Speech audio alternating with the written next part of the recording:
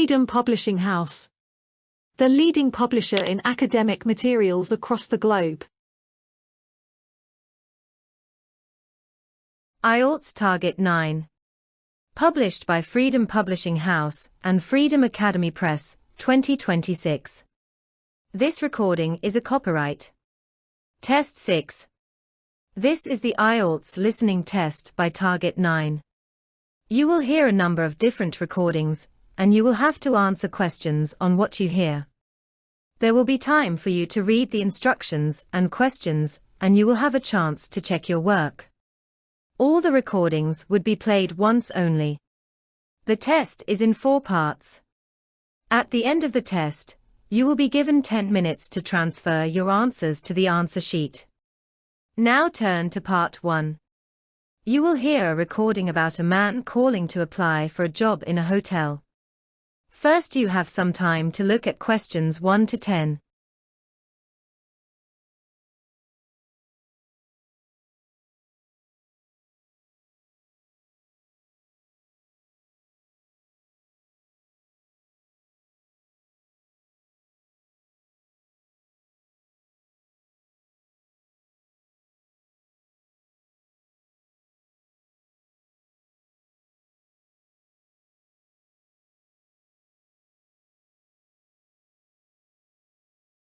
Now listen carefully and answer questions 1 to 10. Hello. Is it Sunbeam Hotel? Yes. How may I help you? Actually, I saw your advertisement for a job vacancy in the newspaper today. I would like to apply for that job. Okay. So which job are you looking to apply? I want to apply for a waiter's job. Well, we do need some waiters as we are short of staff at the hotel. May I know your name? Yes. My name is John Remo. It's J-O-H-N John. And R-E-M-O Remo. John Remo. Is it right? Yes. Can you please tell me about the job requirements and salary? Sure. We are looking for someone who has an experience of over 2 years in the hotel industry. We are offering a salary of up to $3,000, based on the experience and interview. But the basic salary is $2,000, exclusive of incentives. Including incentives, the salary would cross $2,500. Okay. The salary looks fine. Will I be paid monthly or weekly? You will be paid weekly, in cash. May I know more about any incentives? Oh yes. You will be getting to eat at the hotel for no charge. The accommodation is also provided if you work for extended hours. And you will also get the hotel uniform laundry at no extra cost. Oh, that's great. Is there any training period before the actual job starts? Certainly. You will be given training before the actual job begins. Your training period will start from day 1. For the first month, you will be trained in food and beverage section. In the next month, you will be taught personal and communication skills. After this is over, you will be given the full responsibilities of the job. As far as the timings of the training is concerned, it will be full-time, and the timings would be 3 p.m. to 11 p.m. for the first month, and 8 a.m. to 4 p.m. for the next month. Oh, that sounds great. How much will I be paid during the training period? And is there anything else you will provide during the training?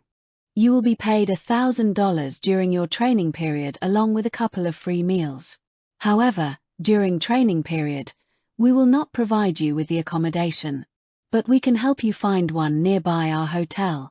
There are many cheap hostels starting from as low as $200 a month. Oh, I forgot to tell you that we will also offer an additional $200 in addition to the $1,000 mentioned earlier as a reimbursement for the accommodation. So, in total, you will be paid $1,200 in the training period. Thank you for all the information. Is the job guaranteed after the training? Well, it all depends on how you perform in your training period.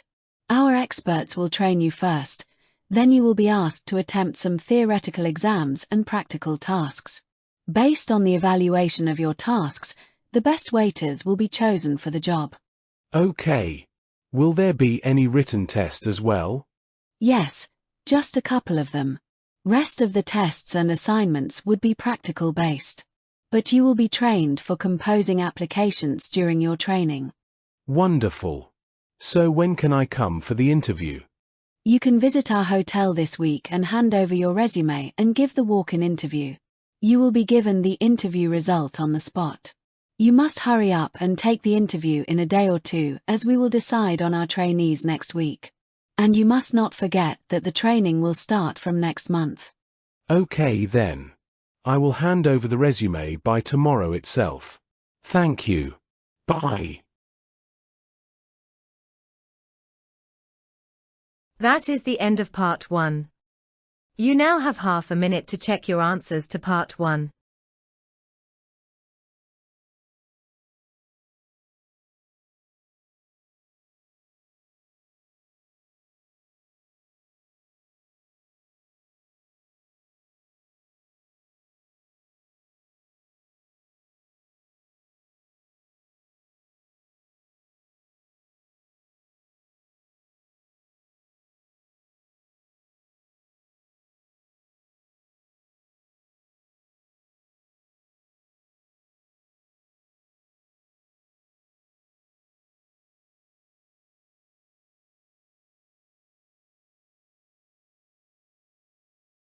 Part 2. You will hear a receptionist talk about events for an orientation. First, you have some time to look at questions 11 to 15.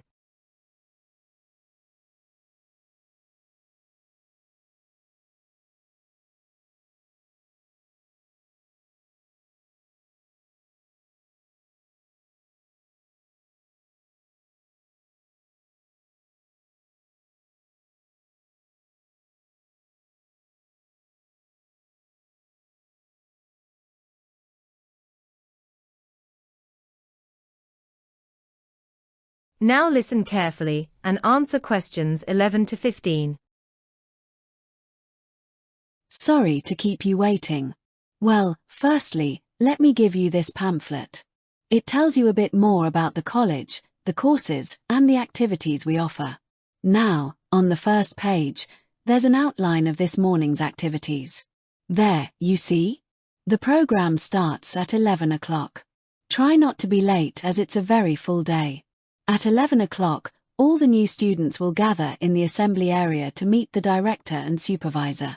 In fact, you spend most of the morning in the assembly area. Where's that? I'll show you in a minute. Just let me quickly run through this morning's events first, and then I'll explain how to get there. Yes, okay. Right. Where were we? Yes, so, the director's lecture will last about 10 minutes, and then the head of staff will talk to you for 15 minutes about the courses, subjects, and the different requirements for each. After that, the counselor will tell you about the various services and activities we offer to students. Any questions? So, all of this is in the assembly area? That's right. And then you'll go next door to Lecture Hall 3 at 12 o'clock. What happens there? You'll have an exam.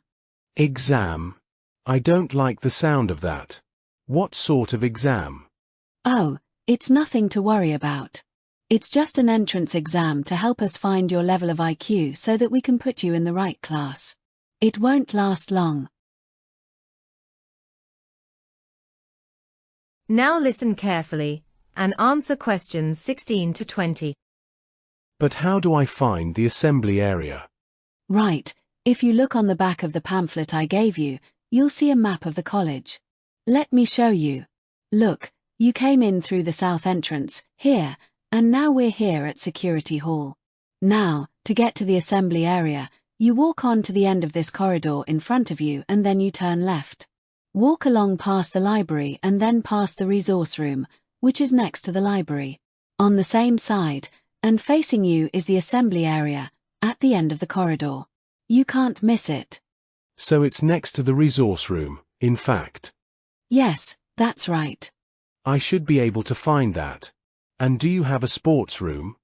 Yes, we do. Could you tell me where that is?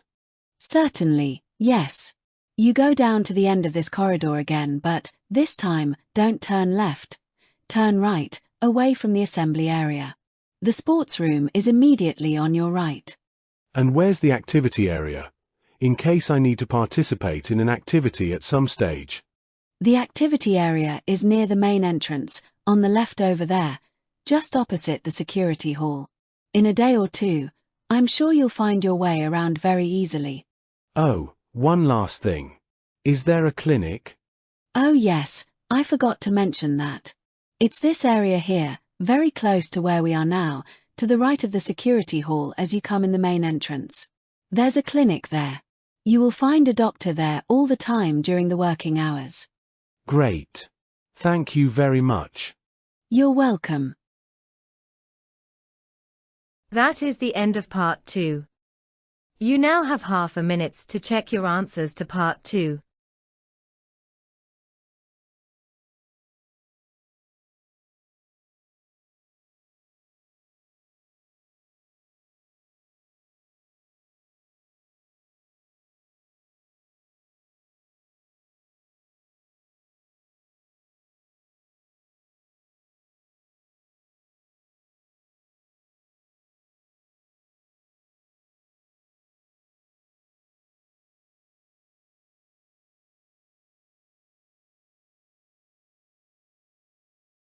Part 3. You will hear a conversation between James and Mary, discussing their recent assignment. First, you have some time to look at questions 21 to 30.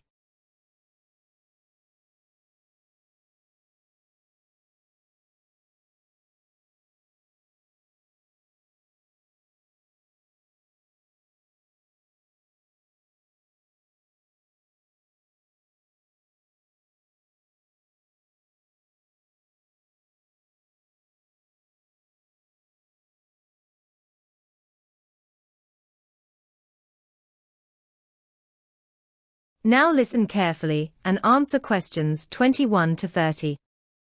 Hello, Mary. I hope you are doing great. Here's the assignment that you gave me. I have completed this on time. Would you like me to read it for you? Absolutely. I never expected you to complete this assignment so soon. I'm impressed. Oh, thank you so much. So now I will start by reading this assignment. As you know that polo is a horseback-mounted team sport. It is one of the world's oldest known team sports. The concept of the game and its variants date back from the 6th century BC to the 1st century AD. The sport originated from horseman games played by nomadic Iranian and Turkic peoples. Polo was at first a training game for cavalry units, usually the Persian King's Guard or other elite troops. It is now popular around the world, with well over 100 member countries in the Federation of International Polo. It is played professionally in 16 countries. It was an Olympic sport from 1900 to 1936. Polo has been called the sport of kings. It has evolved into a popular event among horse enthusiasts and the elite, frequently backed by financial patrons and organizations. That's interesting. So what about the team formation? Or any different types of games that are there in polo? Well, the game is played by two opposing teams with the objective of scoring goals by using a long-handled wooden mallet to hit a small hard ball through the opposing team's goal. Each team has 4 mounted riders, and the game usually lasts 1 to 2 hours, divided into periods called chukkers. Arena polo has similar rules, but is played with 3 players per team. The playing area is smaller, enclosed, and usually of compacted sand or fine aggregate, often indoors. Arena polo has more maneuvering due to space limitations, and uses an air-inflated ball slightly larger than the hard-field polo ball. Standard mallets are used, though slightly larger head arena mallets are an option. Okay, I got it. So, what about the origins of the polo game? Although the exact origins of the game are unknown, it most likely began as a simple game played by mounted Iranian and Turkic nomads in Central Asia, with the current form originating in Iran and spreading east and west. In time, polo became a Persian national sport played extensively by the nobility. Women played as well as men. Sorry to interrupt. Can you please explain facts about outdoor polo? Of course. Outdoor or field polo lasts about 1.5 to 2 hours and consists of 4 to 8, 7-minute chukkers, between or during which players change mounts to ensure the horses do not tire. At the end of each 7-minute chukker, play continues for an additional 30 seconds or until a stoppage in play, whichever comes first. There is a 4-minute break between chukkers and a 10-minute half-time. Play is continuous and only stops for rule infractions, broken equipment, or injury to horse or player. The objective is to score goals by hitting the ball between the goalposts, no matter how high in the air it travels. If the ball goes wide of the goal, the defending team is allowed a free knock-in from the place where the ball crossed the goal line, thus regaining possession. A penalty in polo is awarded for rule infractions and usually results in a free hit from a designated distance, depending on the severity of the foul. So, are there any changes to modern polo as compared to ancient polo? Yes. Modern polo is a fast-paced and physically demanding sport, often played on well-maintained grass fields or in some urban settings, on artificial turf. Technological innovations such as helmet-mounted cameras and GPS tracking have enhanced viewing experience for fans, while advanced training methods and veterinary care ensure top performance and safety for both horses and riders. Professional tournaments are held worldwide, from Argentina to Dubai, attracting elite players and high-profile sponsors, making polo both a historic and modern sport of prestige and athleticism. In recent years, polo has expanded its global reach, with new clubs and youth academies emerging in countries like China, India, and South Africa. These efforts are aimed at making the sport more inclusive and accessible to younger generations. Women's polo has also seen significant growth, with all-female tournaments and rising stars bringing greater diversity and recognition to the game. Polo's blend of tradition, speed, strategy, and horsemanship continues to captivate audiences, whether at luxury events attended by royalty or grassroots matches in small-town clubs. With ongoing modernization and global interest, polo is evolving while honoring its rich heritage. Oh, that's really nicely written. I wish you all the best for your assignment. That is the end of part 3. You now have half a minute to check your answers to part 3.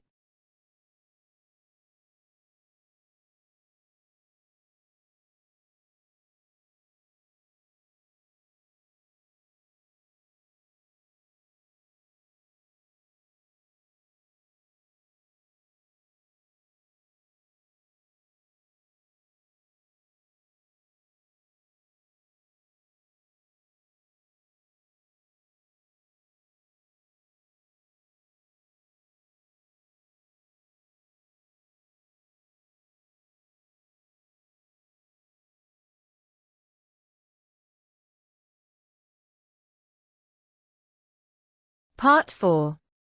You will hear a professor explaining about one of the greatest inventions, James Webb Space Telescope. First, you have some time to look at questions 31 to 40.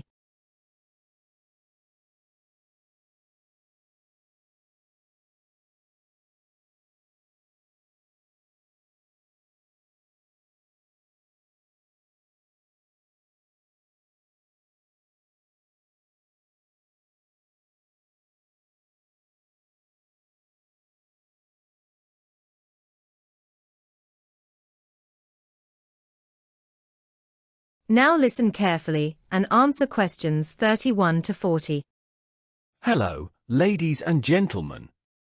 I am Professor Cladwell, and today, I'd like to talk to you about one of the most exciting advancements in modern space science, the James Webb Space Telescope. This remarkable observatory is designed to look deeper into the universe than ever before, helping us uncover the mysteries of distant galaxies, stars, and the origins of our cosmos. The James Webb Space Telescope is a highly advanced space observatory that is planned to serve as one of the primary successors to the Hubble Space Telescope. Designed with state-of-the-art technology, the James Webb Space Telescope, often abbreviated as JWST, provides much greater sensitivity and sharper resolution in the infrared range than the Hubble Space Telescope. This will enable it to carry out a wide range of scientific investigations in the fields of astronomy and cosmology. One of its main objectives is to observe some of the most distant events and celestial objects in the universe, including the formation of the first galaxies that emerged after the Big Bang. The telescope's primary mirror, known as the optical telescope element, consists of 18 hexagonal sections, each measuring 1.32 meters. These segments are made from gold-plated beryllium, and together form a single mirror with a total diameter of 6.5 meters, much larger than Hubble's 2.4-meter mirror. While Hubble observes mainly in the near-ultraviolet, visible, and near-infrared spectra, the James Webb Space Telescope is designed to operate in a lower frequency range, from long-wavelength visible light to mid-infrared. This makes it capable of observing high-redshift objects that are too faint and distant for Hubble to detect. Because infrared observations require very cold conditions, the telescope must be kept at very low temperatures to avoid interference from its own heat. Therefore, it will be positioned near the Earth-Sun Lagrangian point and protected by a large sunshield made from silicon and aluminium-coated kapton. This sunshield will maintain the telescope's components at temperatures below -220 degrees Celsius. The project is led by NASA, with key contributions from the European Space Agency and the Canadian Space Agency. The telescope is named after James E. Webb, a former NASA administrator who played a critical role during the Apollo program. Development of the JWST began in 1996 with an initial budget of $500 million and a planned launch in 2007. However, the project experienced multiple delays and underwent a major redesign in 2005. The telescope's construction was finally completed in 2016, followed by extensive testing. Further delays occurred in 2018, including damage to the sunshield during a test deployment. The launch was postponed yet again due to recommendations from an independent review board. In 2020, integration and testing were suspended because of the COVID-19 pandemic, leading to additional delays. Although the James Webb Space Telescope has about half the mass of the Hubble, its mirror is far more powerful, offering a collecting area of 25 square meters, compared to Hubble's 4. While primarily focused on near-infrared observations, JWST is also capable of detecting orange and red visible light, as well as mid-infrared wavelengths, depending on the instrument used. This infrared capability is essential for studying high-redshift galaxies, cold celestial objects like debris disks and exoplanets, and regions of space that are otherwise difficult to observe from the ground. Unlike ground-based telescopes, which must peer through Earth's atmosphere, an atmosphere that absorbs and emits infrared radiation, JWST operates in space, avoiding such interference. So, as you can see, the James Webb Space Telescope represents not only a technological leap forward but also a bold new chapter in our understanding of the universe.